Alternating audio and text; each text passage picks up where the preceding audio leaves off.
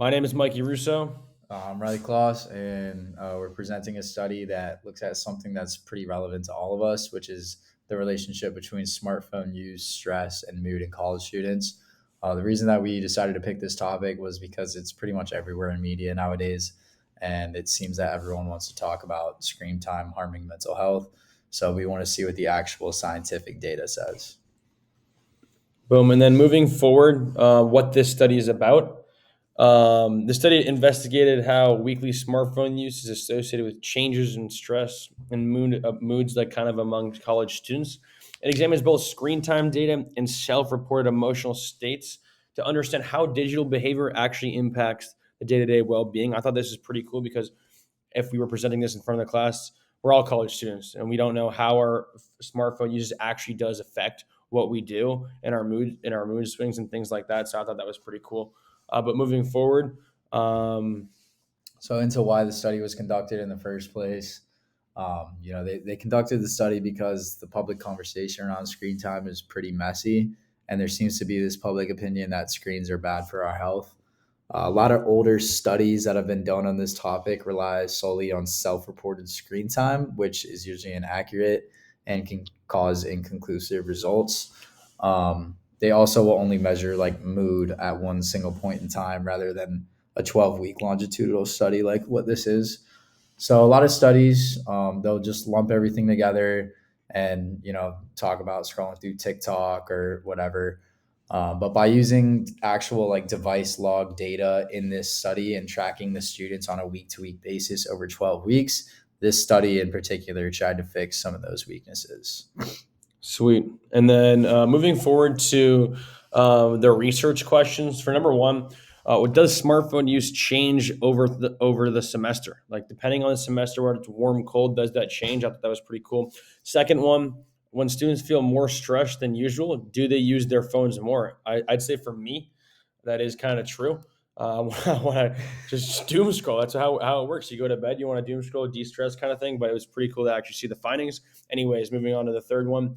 Do relationships with stress differ by app type?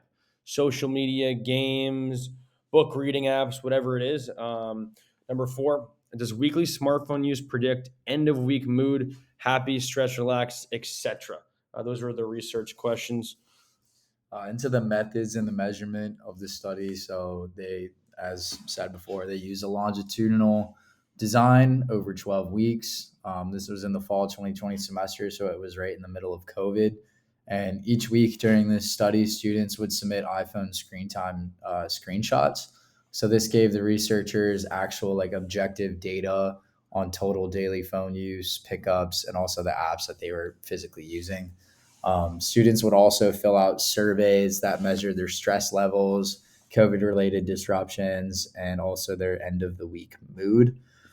So the design itself was a pretty strong design because it gave repeated measures over time instead of just one snapshot of like, just 1 week measurement.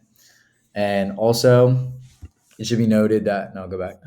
It should be noted that the sample included 187 undergraduate students who were 81% female and had a mean age of 20 years old. So it made the sample pretty convenient, but it also limited how much the results can be generalized. And this is something that we'll talk about later on in our improvement slide. But overall, it's a pretty realistic college population. The measures were definitely one of the strongest parts of the study because instead of just asking students to guess how much they use their phones, they used actual raw data with the device log screen time. So they got accurate results in that department. And yeah, now moving on to the key usage results. Yeah, the key phone usage results. Before looking at relationships, the authors looked at basic patterns. Students averaged about 7 hours of screen time per day, and they had over 100 pickups a day. The most common apps were TikTok, Instagram, Snapchat, YouTube. Interestingly, there was no meaningful change in phone use across the semester, which I talked about earlier. Even as classes got busier or stress increased, students' phone habits actually were kind of stable. I thought this was pretty cool because this study was done in 2020 during COVID, and the most common apps still current to this day. I looked at a recent study are TikTok, Instagram, Snapchat, a little bit more or less YouTube now, but it's still very current because everyone is still like most undergrad students are still using those main three apps, which is pretty cool.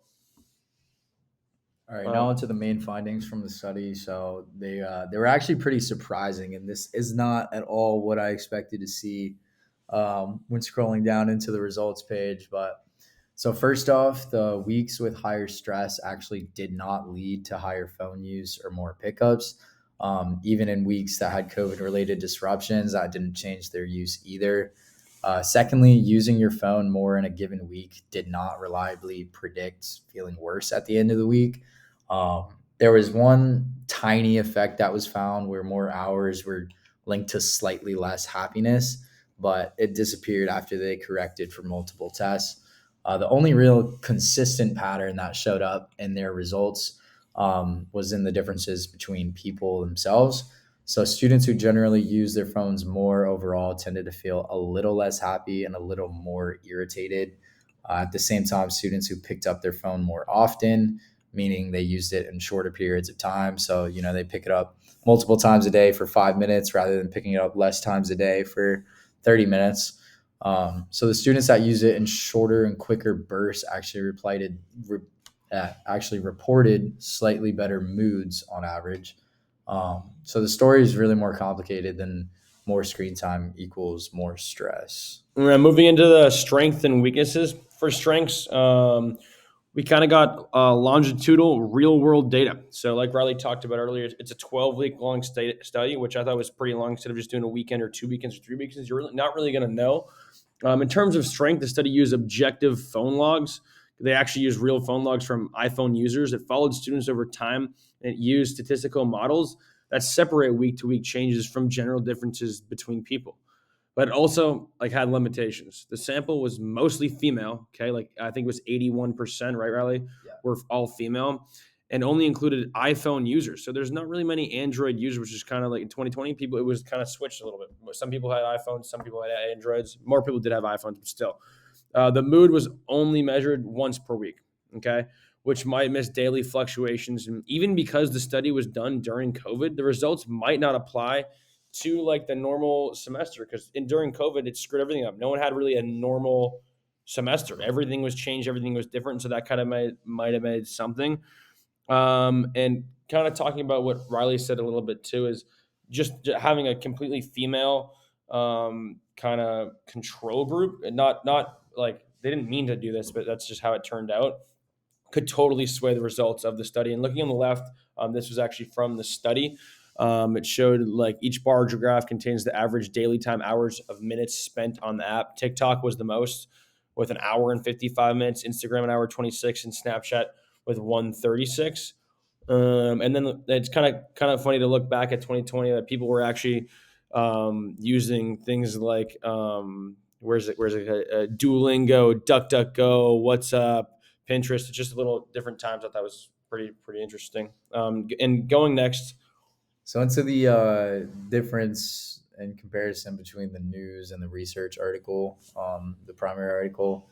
So when looking at both of them, the news article itself that talks about this study is a very clear and short paragraph, and it kind of just focuses on the headline null finding, and it emphasizes that time spent on smartphones might not impact well-being. It kind of just has a very different tone.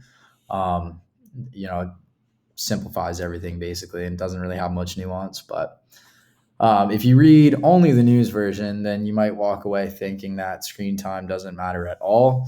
When in reality, the actual research itself is a lot more nuanced and cautious between this, because when you look at the primary article, you get to look at the small between person links, which we mentioned in the main findings. You get to look at the pickup frequency and how that can be linked to the better moods.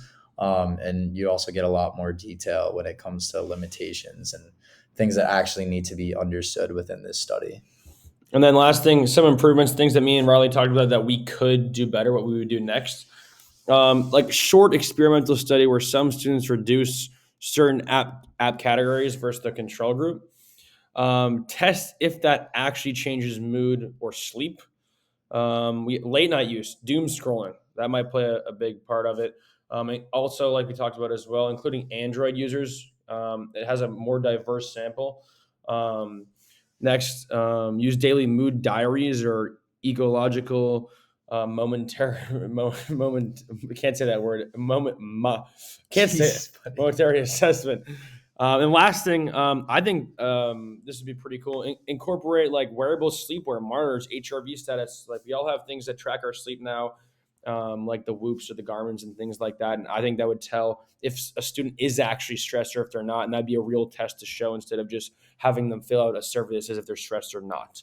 Um, but Yeah, all in all, that's what we got. Let us know if you have any questions, and thanks for listening. Thank you guys.